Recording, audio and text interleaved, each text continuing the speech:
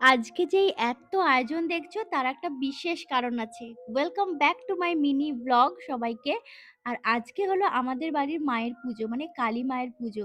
তো আমাদের বাড়িতে পুজো হয় কালী পুজোর আগের দিন চতুর্দশীতে, কিন্তু এবছর হয়নি, তার কারণ অনেকগুলো বিশেষ কারণ ছিল, সে কারণে একটু পুজোটা পিছিয়ে দেওয়া হয়েছে। আর এখানে দিদি রান্না করছে, দিদি মোটামুটি একাই ১০০ সব রান্না করে ফেলবে। আর তার সাথে ছিল কালিদা, দিদির বাড়িতে রান্না করেন, খুব ভালো রান্না করেন আর ঠাকুরের ভোগটাও রান্না করে দিয়েছেন কালিদা যেহেতু ব্রাহ্মণ। তো এখন শুরু হয়ে গেছে পুজো। তো সকাল থেকে তো কোনো ভিডিওই করতে পারিনি। বুঝতেই পারছো বাড়িতে কাজ থাকলে কোনো কিছুই এরকম হয়ে ওঠে না। আর আমার তো ভিডিও করে দেওয়া সেরকম কেউ নেই, সবাই মোটামুটি ব্যস্ত। তো এখন পুজো প্রায় শেষের দিকে, মানে যতটুকু পারছি তোমাদের সাথে শেয়ার করছি। আর আমাদের ঠাকুরমশাই ভীষণ ভালো পুজো করেন। আর আমারও আমাদের বাড়ির পুজো দেখতে বেশ ভালো লাগে। আমাদের বাড়ির পুজোটা সন্ধ্যেতেই হয়ে যায়, খুব রাত করে হয় না। তো সেজন্য খুব সুবিধেও হয় একদিক থেকে। আমার এক বান্ধবী এসেছিল, কুহেলি, আর সেরকম কেউ আসেনি, ডেকেছিলাম কিন্তু আসেনি। যাই হোক, এখন হচ্ছে আরতির সময়, সবাই এই বড় প্রদীপটা জ্বালাচ্ছি। তো অন্যান্য বছর ঠাকুরের সব জোগাড়যন্ত্রী আমি করি আর সাজাই, কিন্তু এবছর একজন কাকু নিজে থেকেই বলেছেন যে আমি সব করে দেবো, সেজন্য কাকুই করেছে আর কি, সেজন্য আর তোমাদের পুরোটা দেখানো হলো না। আর এখানে অঞ্জলি দিচ্ছি আমরা।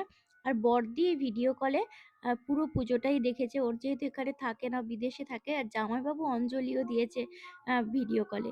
কি আর করা যাবে, এটাই করতে হবে এখন। এখন বসে গেছি ভোগ খেতে, পুজো একদম কমপ্লিট। দিদি বানিয়েছিল বেগুনি, বাঁধাকপির তরকারি, খিচুড়ি, চাটনি, আর ছিল মিষ্টি। তো মিষ্টিটা আর কেউ খায়নি, খুব ভালো রান্না করে আমার মেজদি। আর সবাই এত মানে একাই এত জনে রান্না করে ফেলবে যদি একটু জোগাড় করে দেওয়া যায়। তার সাথে যে ছিল কালিদা। তো সবাই খুব ভালোভাবেই খেয়েছি। রাত্রেবেলাটা আর সারাদিন যেহেতু কোনো ফটো সেরকমভাবে তোলাই হয়নি, তাই খাওয়া-দাওয়া শেষ করে শাড়িটা পরেই ছিলাম। তখন একটু গিয়ে একটু ফটো তোলার চেষ্টা করলাম, কিন্তু সেরকম খুব একটা ভালো ফটো আসছিলই না। কেন কি জানি? সারাদিন না খেয়েছিলাম তো মুখটা কেমন ফ্যাকাশে হয়ে গেছিল।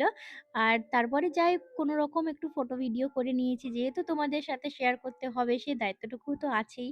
আর আমার ভিডিওগুলো তোমাদের কেমন লাগে অবশ্যই জানিও। একাই আমি সবকিছুই করি। সেজন্য জানি হয়তো খুব একটা ভালো লাগে না।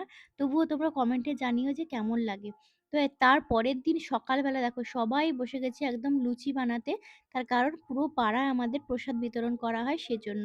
খিচুড়ি, লুচি, ঠাকুরের প্রসাদ সবকিছুই সুন্দরভাবে সাজিয়ে দিলাম। এবারে আমাদের পুচকে, পুচকে সব বাচ্চারা আছে ওরাই দিয়ে আসবে। পুরো পাড়াটা দিয়ে আসা হয়েছে। আর প্রত্যেক